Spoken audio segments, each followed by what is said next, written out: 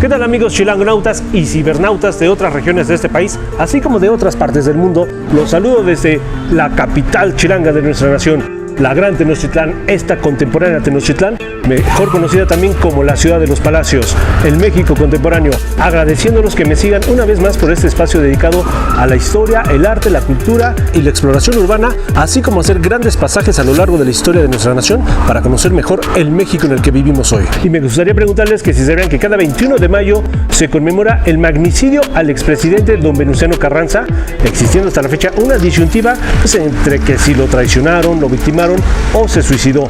Por tal razón es que se llevó a cabo un evento aquí en la capital chilanga de nuestra nación, la ciudad de los palacios, en el Museo Casa de Carranza, un evento tratando este tema con nietos y familiares de personas cercanas a aquellos que estuvieron junto al presidente Carranza en aquel momento trágico de la historia, convocados por el propio nieto de don Venustiano Carranza Peniche, trayéndonos una conferencia con anécdotas, comentarios que pues, evidentemente ninguna de estas personas estaba vivo ni estaba en sus facultades cuando sucedieron estos acontecimientos, pero sí son memorias y recuerdos que le transmitieron sus abuelos a ellos, y digamos que de boca en boca llegaron así hasta esta conferencia que se llevó a cabo aquí el pasado sábado 21 de mayo, repito, en el Museo Casa de Carranza. Entonces te invito a que te quedes hasta el final de este docureportaje, donde te diré cuáles son las bases para ganarte un gran premio. Pero ¿qué les parece? Para todos aquellos que no tengan conocimiento de este pasaje de la historia, vamos a comenzar por ahí.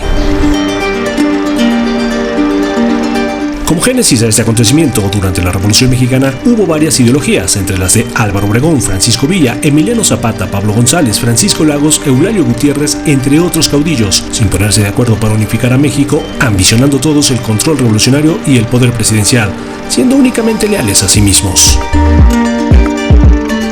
Quienes al tener una fracasada convención en Aguascalientes, la cual Carranza la desconoció puesto que consideraba que abriría el camino a la dictadura o la anarquía, buscó reafianzar la legitimidad de su proyecto de nación con la creación de la ya prometida reforma a la Constitución de Juárez. Y parte del ya citado proyecto de nación carrancista fue decretar la Constitución de 1917, una nueva ley agraria, financiar parte de la revolución con sus propios recursos, llegar a acuerdos con la clase obrera, campesina, sindicatos, crear nuevas instituciones, haber puesto los primeros candados a la explotación petrolera por parte de los extranjeros sin nunca derogar ningún decreto ante el gobierno de Woodrow Wilson. Me refiero a los gringos que estaban molestos porque no los dejaba explotar los recursos naturales mexicanos libremente como lo hacían con don Porfirio. De la misma forma, le quitó propiedades y derechos al clero, mantuvo la neutralidad de nuestra nación ante la Primera Guerra Mundial, evitando una intervención norteamericana y posiblemente otra germana, pese a los intentos del Kaiser de Alemania para que México entrara a la guerra, dándose a conocer de forma internacional la doctrina Carranza, donde decía que todos los países son iguales y nadie tiene derecho a intervenir en el otro. Y entre otras cosas fundó la Contraloría para combatir la corrupción. No solamente él, yo repito, no es Carranza nada más, Carranza estaba en la cabeza como su liderazgo, pero todo el grupo, muchos de los familiares que invitamos hoy, porque todos contribuyeron a la creación de ese México que se quería, que se tenía mucha esperanza. Desgraciadamente después lo volvió a ocupar los militares y se quedaron en él 70 años, no a través de solamente militares. Entonces, son etapas cruciales en la historia que desgraciadamente en México no se han aprovechado y nos queda un sabor de perdedores cuando México tiene muchísimo que hacer. Yo creo que es al revés, yo creo que México sigue y seguirá grande pese a esa gente que se ha puesto a ser exitosos. Pero lo demuestro, ¿no? En 7 años el abuelo dejó instituciones que todavía hoy están funcionando y quería un México diferente al de hoy, desgraciadamente. Ya preparando la sucesión presidencial, Venustiano Carranza anunció que los siguientes presidentes no debían ser generales, sino personas civiles más cultas y de formación académica. Según algunas fuentes citan más o menos la siguiente frase: había que poner orden, la prioridad era la pacificación. En este gobierno casi todos son militares, muy pocos civiles. Es preciso que esto acabe para bien de México. Proponiendo de esa forma a Ignacio Bonilla como su sucesor. un hombre culto e intelectual embajador de México en Estados Unidos, lo cual estaba en contra de los intereses de varios aspirantes a la presidencia, como los generales Álvaro Obregón, Plutarco Elías Calles y Adolfo de la Huerta, entre otros, dando pie a un movimiento de sublevación en Sonora conocido como Agua Prieta, desconociendo al gobierno carrancista, viéndose obligado el presidente a huir de la capital, desde su casa ubicada en la calle de Lerma, cerca del castillo de Chapultepec, puesto que se negó a habitar el ostentoso castillo. Por cierto, dejó ahí a 2 de sus más queridos caballos. Ok, pero continuando con el tema, en dicha salida el 20 de mayo de 1920, cuyo destino era el estado de Veracruz, fue atacado su tren en varias ocasiones, teniendo que continuar a caballo, haciendo una escala en Tlaxcaloltongo, Puebla, para pasar ahí la noche, escoltado e invitado por el general Rodolfo Herrero. Rodolfo Herrero, hombre de la localidad, quien nos llevó hasta Tlaxcaloltongo, le había señalado sarcásticamente: por ahora, este será su Palacio Nacional. Es lo mejor que pudimos conseguir en el pueblo. Era una choza que serviría de juzgado cívico en donde pasarían la noche. Lo acompañarían el secretario de Gobernación, el licenciado Manuel Aguirre Berlanga, su secretario particular, Pedro Gil Farías, Mario Méndez, director de telégrafos, y 2 hombres de su estado mayor, 5 en total. Carranza evoca la historia como en tantas ocasiones y señala: no me gusta esto.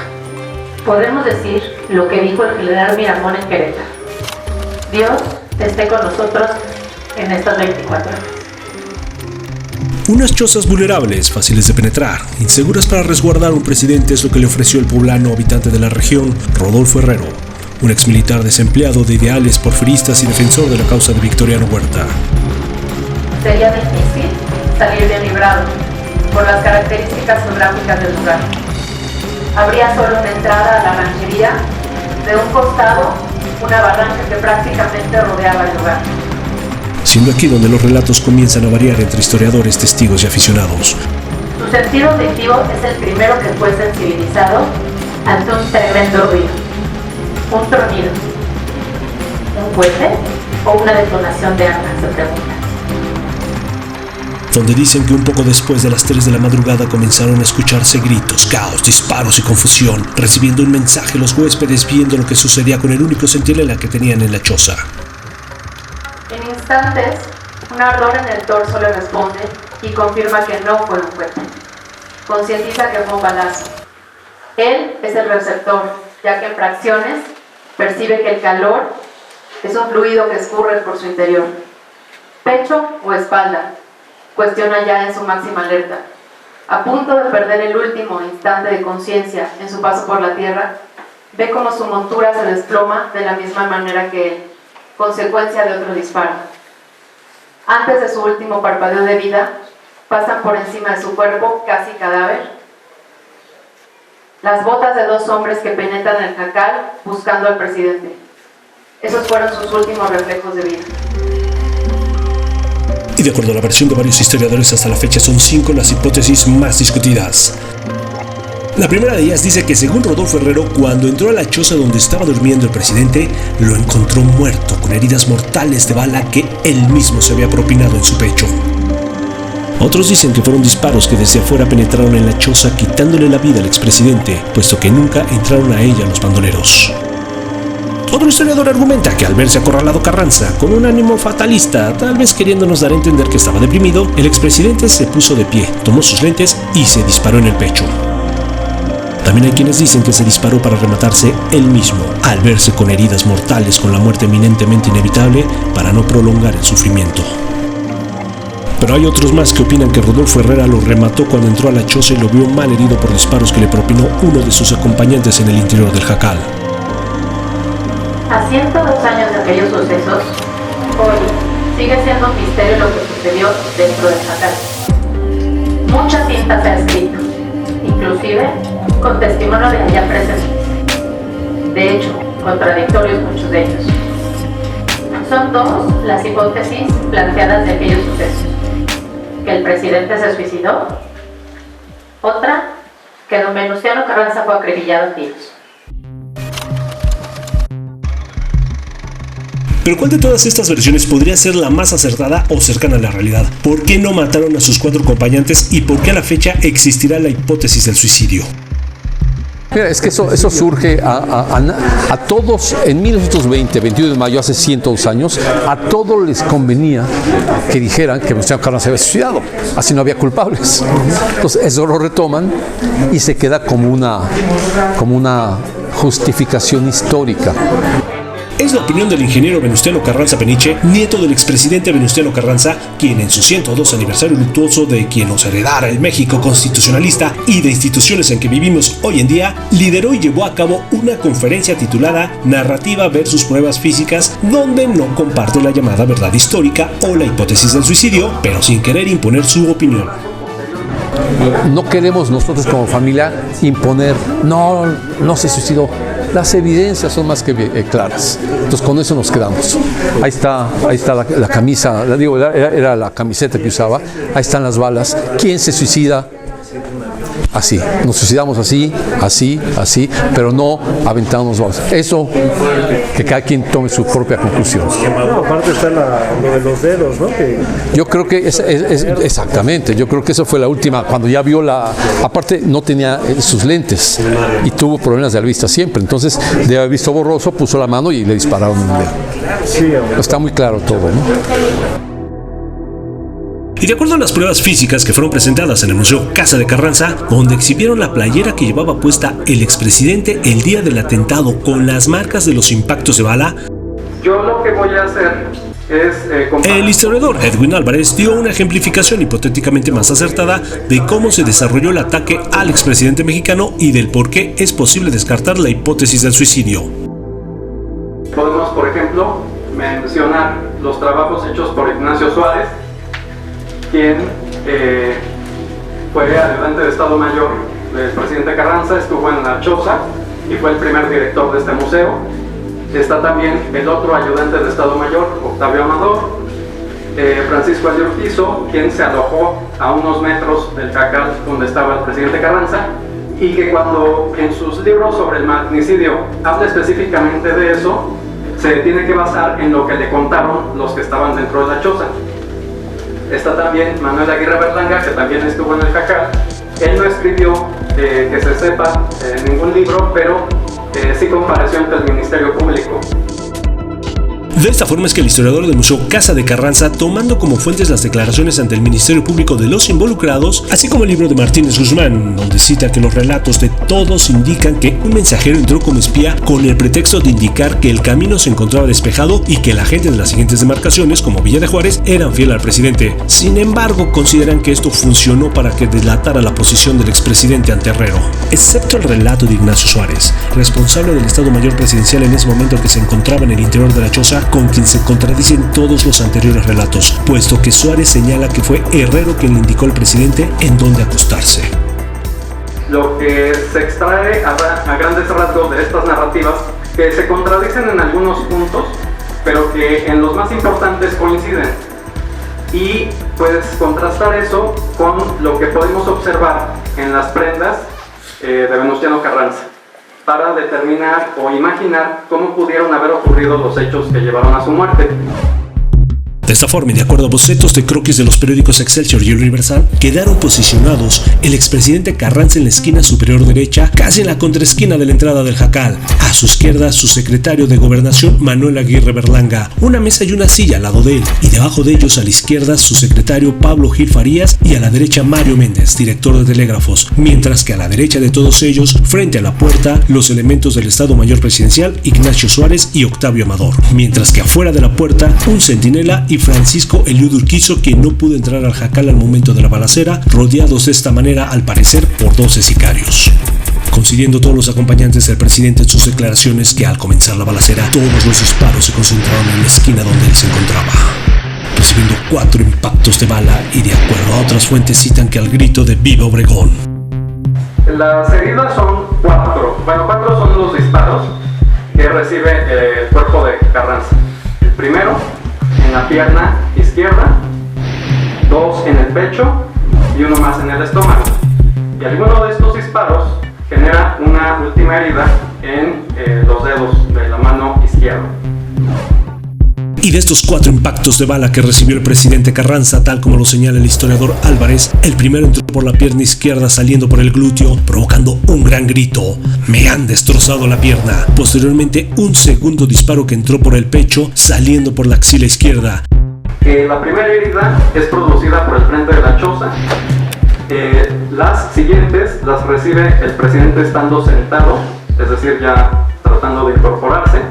Y una de las del pecho hizo un recorrido diagonal, ¿verdad? Le entra por el pecho y le sale por la parte posterior de la axila. Esto significa que ese otro disparo tuvo que haber sido hecho por el lateral de la choza.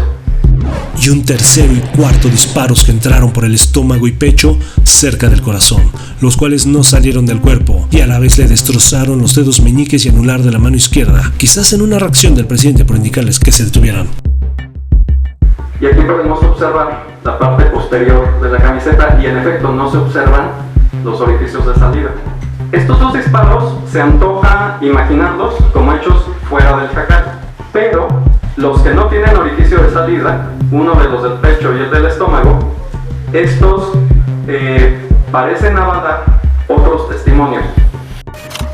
Estos testimonios citan que fueron 2 los hombres de Herrero quienes se introdujeron en el interior de la choza, Facundo Garrido y Emilio Márquez, que de acuerdo al testimonio de Ignacio Suárez, fue Facundo Garrido quien remató al presidente. Pero en otra versión, que para mi punto de vista suena un poquito más a radio pasillo o teléfono descompuesto, es cuando el general Lázaro Cárdenas del Río fue a recoger el cadáver del presidente. Hay otro testimonio que está referido por Alfonso Taracena, de acuerdo con el cual, cuando Lázaro Cárdenas se encontró con Herrero para traerlo a la Ciudad de México, su gente, sus soldados, se pusieron a platicar con los de Herrero. Y el jefe de Estado Mayor de Cárdenas, que era el coronel Rincón Gallardo, escuchó que decían que Herminio Márquez es el que había rematado al presidente. Entonces, existe esa divergencia. Pudo haber sido Herminio Márquez o Facundo Garrido. Lo que es un hecho es que los 2 penetraron al jacal y los 2 mataron.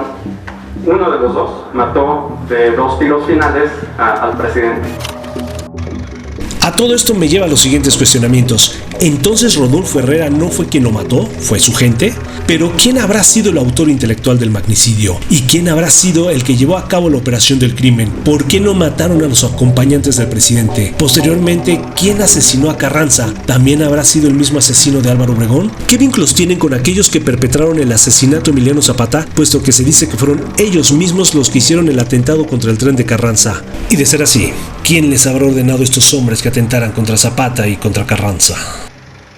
Quiero aclarar también que invité al historiador Krause, porque Krause en los 70s, en la revista Plural, si no me equivoco, hizo un artículo afirmando que don Venustiano se había suicidado.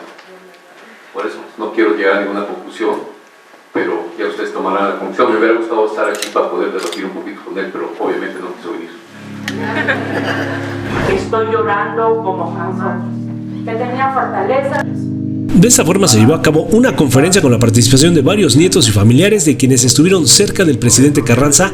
Y bueno, mi abuelo vivió una gran parte de la revolución con Venustiano Carranza, contando anécdotas que sus abuelos les transmitieron o que ellos recuerdan de sus familiares. Entre ellos estuvo Enriqueta Cabrera, nieta de Luis Cabrera, quien destacó cómo su abuelo junto con el presidente y otras personas emitieron una ley agraria a partir de la propuesta del caudillo Emiliano Zapata el 6 de enero de 1915, llegando ellos a repartir tierras.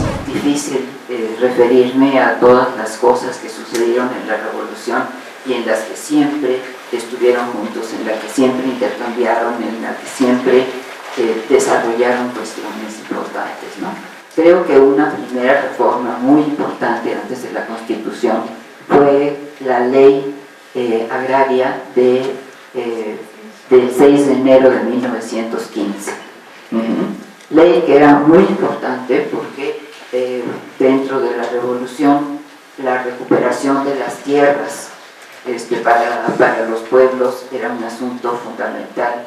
La cuestión agrícola pues era un asunto verdaderamente de vida o muerte, y cuando mi abuelo le pidió a Carranza que redactara esta ley, y esta ley fue aprobada, pues se dieron los primeros pasos en las reformas que después serían parte de la Constitución.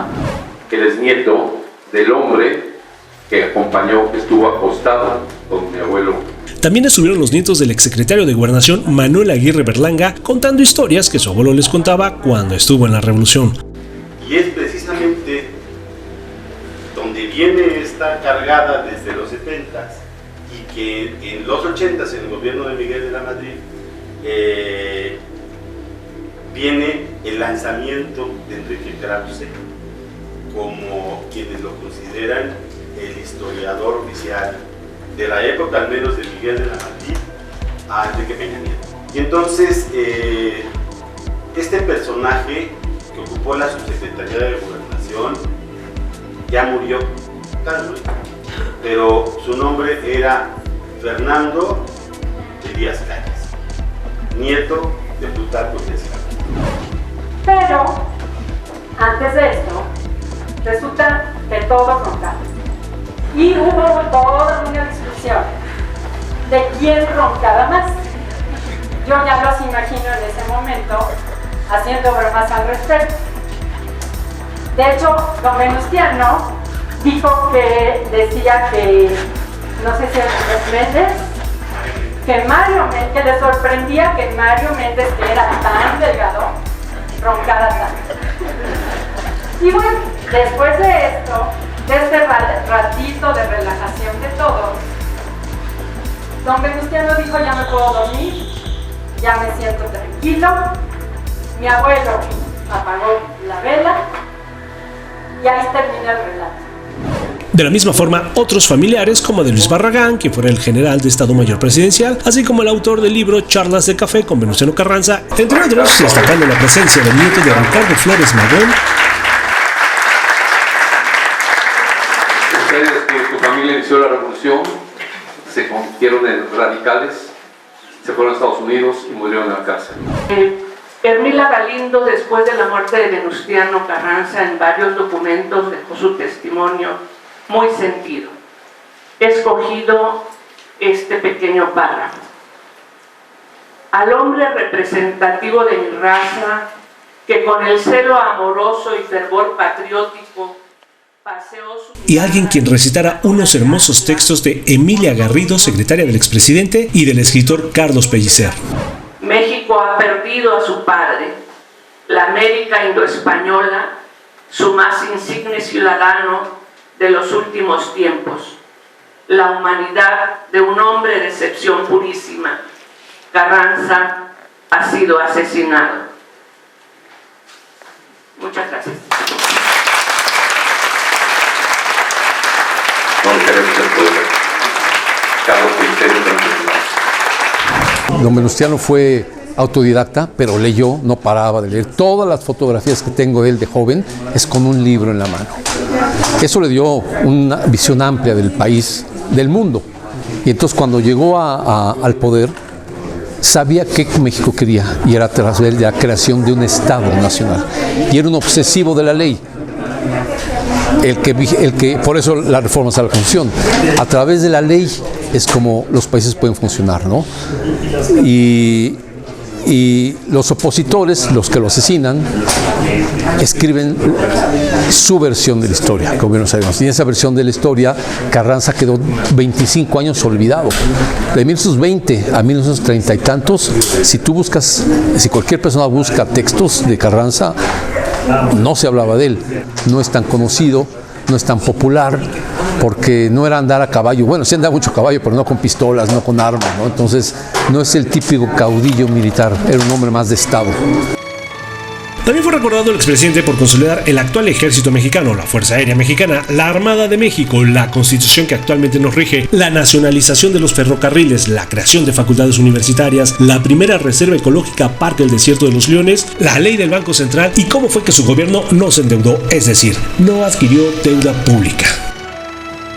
No se endeudó, no, tenía mucha conciencia. Lo acabaron por los bilimbiques, porque mucha gente con mucho dinero perdió su fortuna. Sí, pero esa fortuna había sido hecha en México, se quedó en México. y eran comerciantes que sobrevivían. Pero los que no tenían nada no se endeudaron más. Es un concepto muy, muy interesante de no endeudar al país y salir con recursos propios, ¿verdad? Entonces es un gran tema de discusión. Pero por supuesto no podía faltar una anécdota del ingeniero Venustiano Carranza Peniche. A mí me encantan los caballos, a mi abuelo le encantaban los caballos y a mi papá no. Le dije, papá, ¿por qué no vamos a comprar un caballo si pudiésemos? Entonces me platicó que una vez bajando del castillo de Chapultepec con él tenía en ese entonces yo creo que 11 años, por ahí cuando llegaron a las estatuas de la Reforma, la estaban limpiando o instalando posiblemente y el caballo de mi papá relinchó y el suelo se cayó. Entonces mi abuelo con el cara que tenía, te subes y desde eso mi papá le tomó una tirria a los caballos. Es una anécdota que me acuerdo porque también vivió poco con él. Mi abuelo todo el tiempo en el movimiento, todo el tiempo en la actividad, convivió muy poco con la familia, pero ya lo sabíamos, ¿no? Ya lo sabíamos que así iba a ser. Bueno, ya lo saben ellos. No hubo cumpleaños, no hubo fiestas de niños. Pero pues ahí está la obra que es lo que cuenta. Por eso estamos muy orgullosos, porque retomando lo que me dijiste, que siento un tremendo orgullo que tengo que estar difundiendo permanentemente, y no por el nombre, sino por ver ese México que necesitamos, un México legal, un México que esté gobernado por leyes y con instituciones. Eso es lo que aspiramos. Te voy a decir 3 cosas que él leyó mucho a los griegos, y porque está en sus escritos. Y leía a Platón, era de sus favoritos, y decía: el Estado debe estar formado por 3 elementos: ciudadanos laboriosos, o sea, los que producimos; ciudadanos guerreros, la milicia, la policía; y gobernantes filósofos, que vean más allá del bien material. Esos eran los 3 elementos, y creo que mi abuelo fue un gobernante filósofo. Sí, lo que sigue, voy a publicar un libro que es una novela histórica, porque no puede ser, en donde los personajes reviven y hacen un juicio. Es un juicio en estilo norteamericano con 12 testigos y no va a haber otros testigos. El testigo va a ser el lector, en donde se presentan pruebas, abogado, defensor, fiscal, para poder otra vez no concluir, sino ir a fondo en el tema, con evidencias, con declaraciones. Eso estoy por ver quién lo publica, y como otra de mis actividades. No estoy dedicado nada más a mi abuelo. O sea, mi abuelo entró con una posición económica bastante saludable y terminó poniendo más dinero en la revolución. Entonces, con mucho orgullo, toda la familia Carranza ha tenido que valerse por sí misma, y todavía sigo en eso.